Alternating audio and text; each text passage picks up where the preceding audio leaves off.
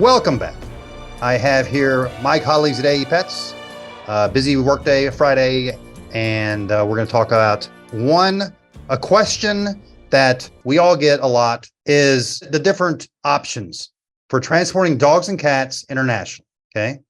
And so, as far as I know, we've talked about this before. We have cargo, and there's just under the seat, right? If it's a small enough pet, and then there's excess luggage, and then there's the Queen Mary. Yeah, Queen Mary. And then there's charter, excess luggage, which is a little precarious as far as I'm concerned. It just seems like we get calls from pet owners who say it's excess luggage is you're on the flight, here's my luggage, here's my dog or cat.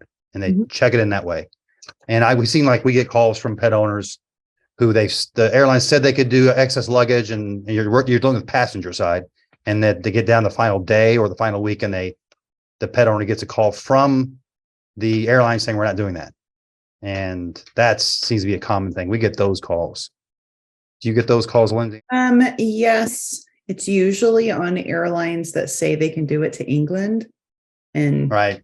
They speak with someone that doesn't know the rules. Yeah, because it's not an option for England. They find out the hard way. The pet owners does. Beginning there, yeah, the airline is saying sure, but then when they start booking stuff. I recently had one also out of Miami going to Costa Rica that American Airlines told them they could take, or the person on the phone, who again wasn't fully knowledgeable, told them to take their German Shepherd in a 700 kennel as excess baggage to Costa Rica. But that is a 737, and American Airlines can only take a 400 kennel on that route. Right. And so it's just, a lot of times you learn the hard way. The pet owner, just because to the pet owners, it's way cheaper for sure. Going excess baggage. There's all kinds of easy parts about cheap. It's cheaper, but you're rolling the dice a little bit as far as it just seems like running into a lot of not as reliable about getting the pet there at the end of the day.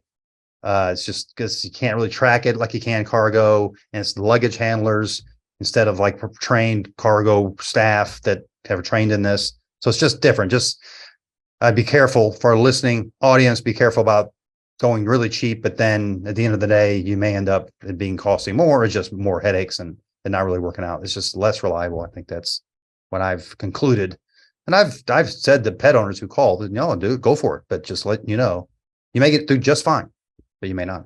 AE Pets loves their cats and dogs.